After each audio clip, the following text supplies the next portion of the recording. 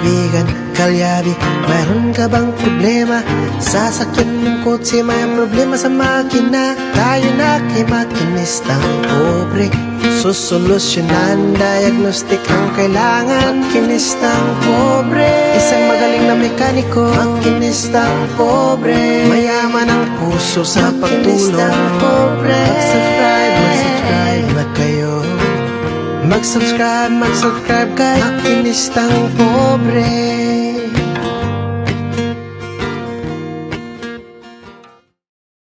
Alright, isang magandang araw po sa ating lahat, lalong-lalo na po sa ating mga subscriber dyan, sa ating mga OFW sa mapanig ng mundo. Magandang araw po sa ating lahat. So ngayon mga kalyabe, dito tayo ngayon sa Hamilton Homes, Imus, Cavite. So ito mga kalyabe, malaking aral po ito sa atin. Ito sa mga sasakyan, lalong-lalo na kapag di gasolina po ang ating sasakyan. Ito, napakagandang aral po to sa atin. Always check natin yung ating mga wirings. Huwag po natin sabihin, bago naman yan. So, baka hindi naman yan magkakaroon ng shortage. So, doon po tayo magkakamali mga kalyabe. Ito ngayon, may papakita po tayo sa inyo. Isang napaka-importante at napakahalaga ito para sa mga may-ari po ng mga sasakyan. So ito. Alright mga kalyabe, ayan. So kung nakita ninyo, ito yung kahimtangan. Ayan, yan ang kahimtang subong ngayon ng ng wire ng sasakyan na to. So bakit nga ba nangyari na lumiyab itong wire na to? So maswerte na lang mga kalyabe at hindi pa ito bumibiyahe. So paano kung nasa biyahe na ito at lumiyab ito ng gusto? So hindi niya na ito maagapan. So hindi niya na maagapan, ano ba ang mangyayari sa kanyang sasakyan? So ang mangyayari sa kanyang sasakyan is masunog na lang. Hanggang sa masunog na lang. Ito buti at mayroong alam yung may-ari nito at naagapan. So saan nga ba ito nagkaroon ng shortage at bakit naging ganito yung wire na to? So dito mga kalyabe, ituturo ko sa inyo. Lalong-lalo na sa may mga adventure na ganito, lagi po ninyong check yung wire. Kasi dito sa ilalim, yan, nakakonekta po yan dito sa fuse box na to. At dyan, yung butas na yan. So, may tendency na tumama yan dito. Ay mga kalyabe, oops, tika lang, medyo masikip. Ayan, kumiskis yan dyan sa bakal na ito. Ayan, yan, kumiskis yan dyan sa bakal na yan. Ayan, yung bakal na to, yung kanto na yan. Yan po yan kumiskis mga kalyabe. Kaya kita nyo may mga balat pa ng wire. Ayan, kita nyo yung balat ng wire. Ayan, andyan po yan mga kalyabe. Dyan po yan kumiskis. At check pa natin ang battery nito. Sana hindi na discharge, hindi na diskarga, hindi nag zero yung load nito. Yung kanyang charge ng battery. Ayan.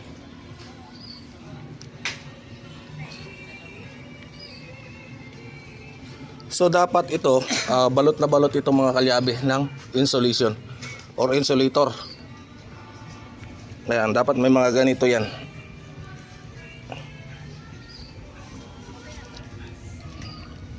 So pagka nagawa natin yan mamaya is ganun na ang gagawin natin, babalutin na po natin yan ng maigi.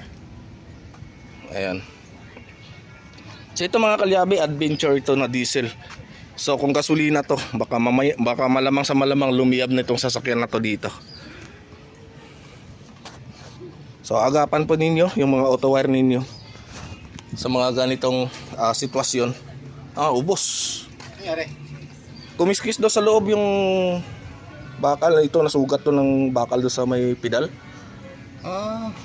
Nasunog. Sunog. Kung paano kung kung nakabiyahe na siya, nasa expressway siya. Diliyab na lang ang sasakyan. Diliyab lang. Grabe yan. Yan. So wag kayong magpakakampante mga kalyabe na porkit hindi pa yan nakaranas galaw, is hindi talaga magkakaroon ng shortage sa inyong mga sasakyan. So kahit hindi pa po yan nag-jumper, wala pang nag-jumper, talagang mangyayari po yan kasi ang wire kapag nagkiskis sa bakal at hindi ninyo napapansin, automatic magkakaroon po ng grounded. So, Nag-spark pa yan. pag spark nga mga kalyabe, ayun, Oo. sigurado, liyab na yan. Liyab yun, sigurado. Right, so shout out kay Busing, taga rito.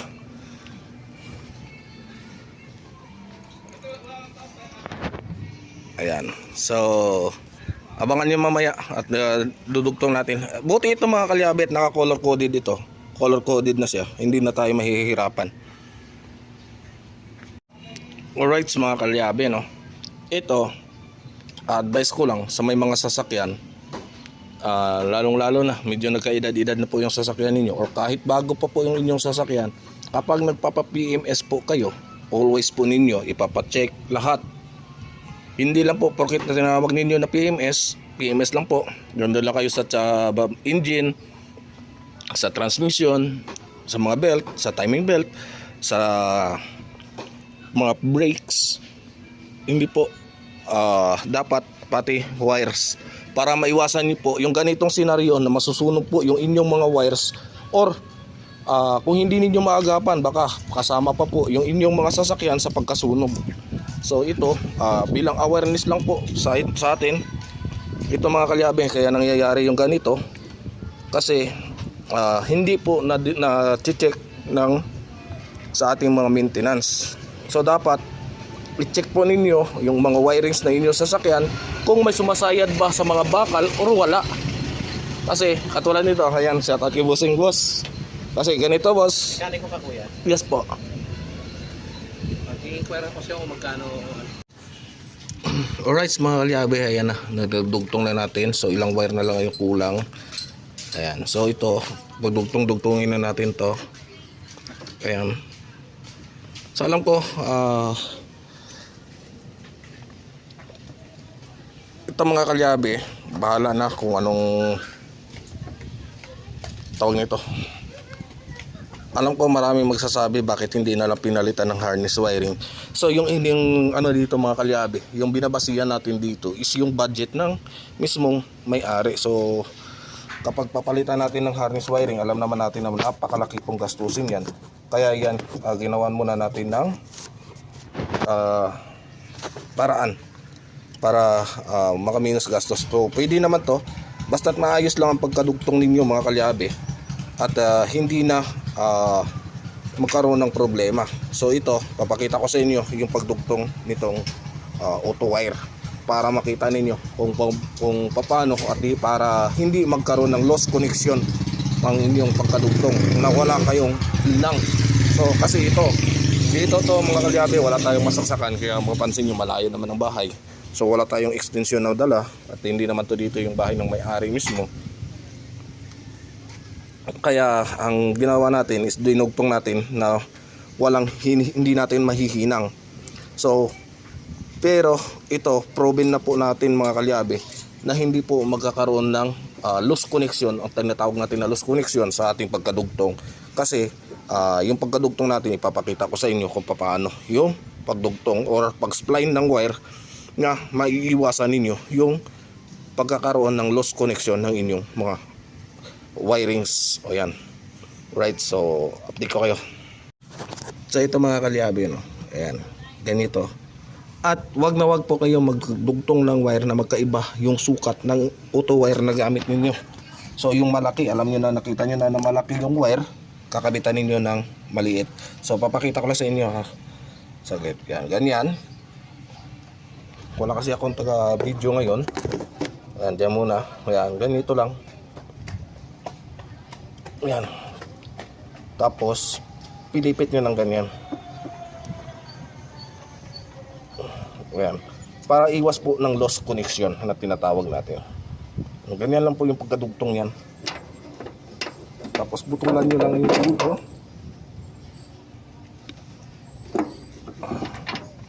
Tapos i-tape ninyo ng maayos.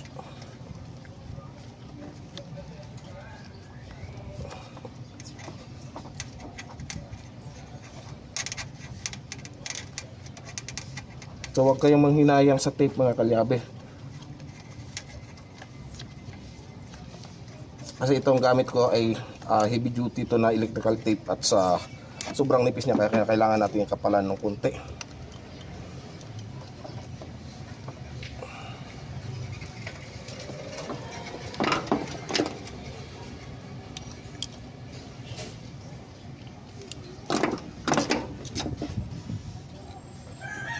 Ayan.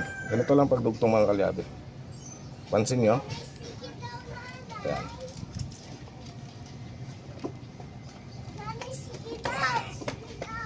Ayan.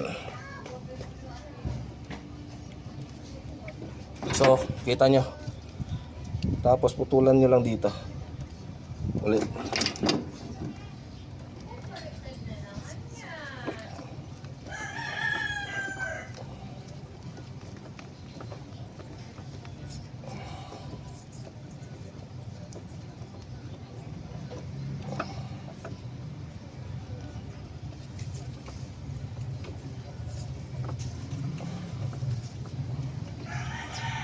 Alright.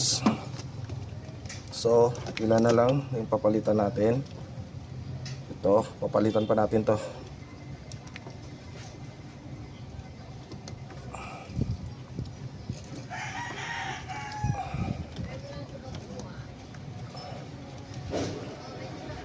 Ayan.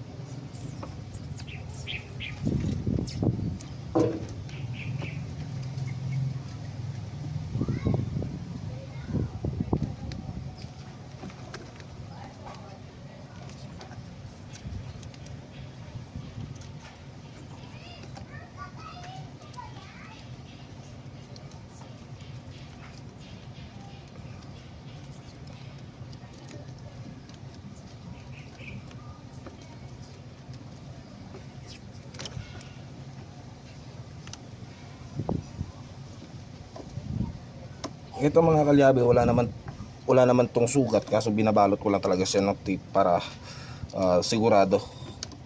Ito walang mga sugat to. Pero binabalot ko lang ng tape kasi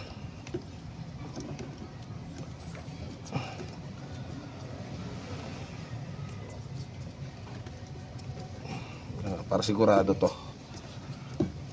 Naniguro lang tayo.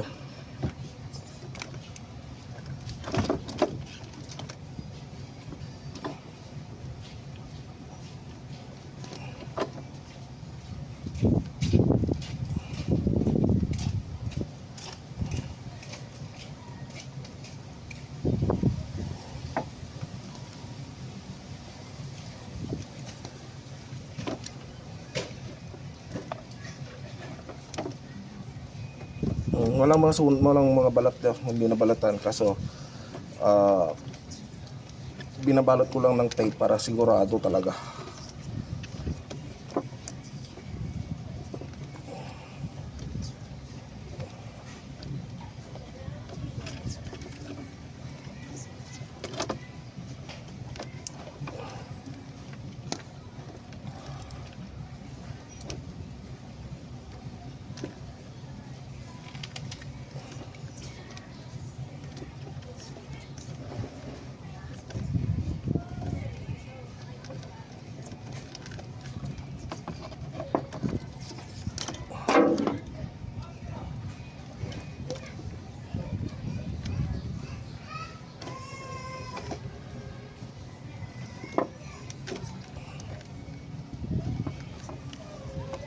Yung mga nabalatan, talagang ano ko yan, puputulin ko talaga yan, saka idudugtong ulit, dudugtungan.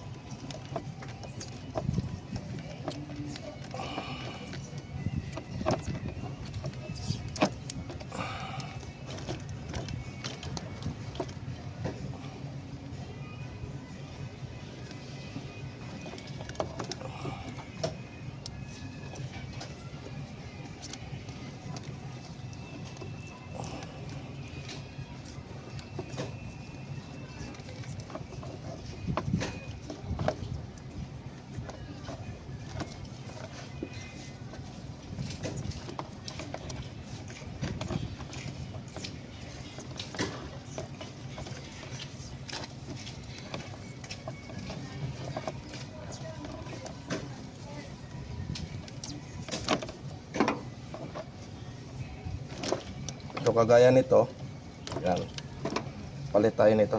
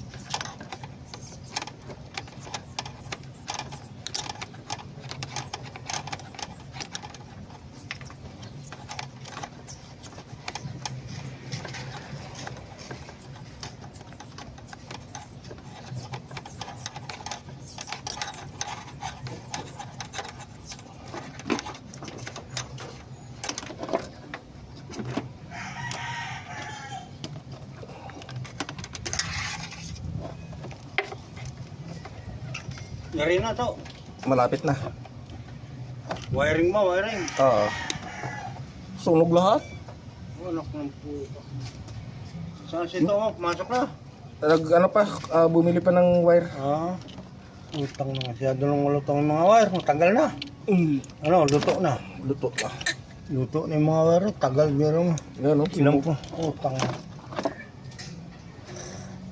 Pero mo, ilang pung taon na yan. Hindi, Yung gagamitin mo yung nag-iinit yan. Ano yun? hindi, nagkiss-kiss daw sa bakal sa ilalim. Kumiskes. Kumiskis. Ayun, mabalatan. Mm. Utang. Kaya dapat, kasi gawa sa bakal yung mga sasakyan, dapat pati yung mga wirings natin, kung hindi nakabalot ng, lalo na yung hindi nakakabalot ng mga insulator, dapat laging sinisilip. Hindi mo talaga maano yan. Para nag-check, ano? Dapat isasama sa Oo. pag PMS. Ay, umiinit yan eh. Oo, kasi pag nagkiskis sa bakal yan, doon magkaroon ng short circuit, doon magsisimula yung ano eh. Mag-iinit yan, kumiskes. Babaga yun eh kapag dumikit sa lalo ng live wire. Itong ito kasi ng live wire, Ang laki kasi yan. live yan eh. Matindi ang dating yan, ano? Mm. Ang laki yan, no? Ang lakas ng pasok ng kuryente na. Dahil buhol-buhol niya. Utang luto na yun, pero muting gagamitin niya, umiinit yan. Ito hindi na. Okay na to. Luto na yung mga wire na. Hindi naman iinit yan. Ay, hindi naman nag-iinit. Basta walang short circuit, hindi yan mag-iinit. Ah, Iinit lang siya kapag nagkaroon ng short circuit.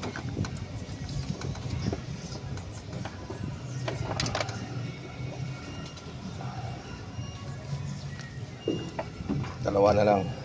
di lahat na yan, kaya mong kalikutin niya, lahat na yan.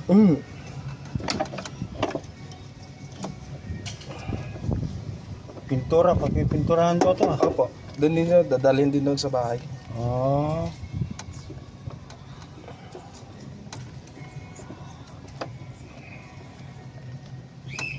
Pintura, niuwi ng ilo-ilo. Sabihan na niyan pala. Lutok na. Malutong. Buti na lang, alerto siya. Bakit? Paano niyang nalaman? Nung nasunog to, automatic, pinatay na kagad ang susi, tapos tinanggal ang battery. Ah, Yan ang pinaka-the-best na ginawa niya. Pero kung hindi niya hinugot ang battery dito, diretso na. diretso na to, liyab na to. Liyab yan. Dapat talaga may nalang ka rin, ano? Dahil diretso yung battery niya, diretso yun eh. Diretso yung battery. Saan may battery nito? Saan ba? Dito rin. Tinanggal mo. Tinanggal ko muna kasi nagdulugtong ako eh. Tinanggal mo. Kailangan pagka sasakay may trouble, battery agad ang tanggalin, ano? Opo, pag Yung pag nakita nyo ng umuusok na, battery kagad automatic. andun ang buhay talaga. Puso. Mga sa tao yan, puso. Right, mga kalyabe, ayan na yung ating kinabit. So inantay lang natin yung number 12 at saka number 14 na auto wire para dito sa ating main line. Yan, main line na lang yung kung problema.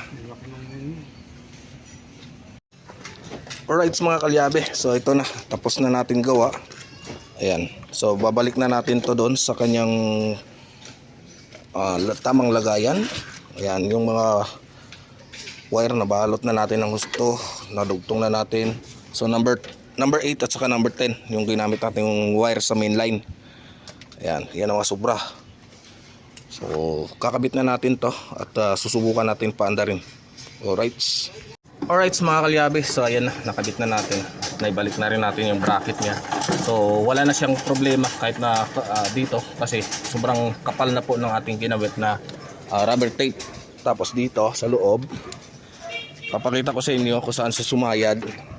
At least dito, alam niyo na pwede palang sumayad yung mga auto wire dito.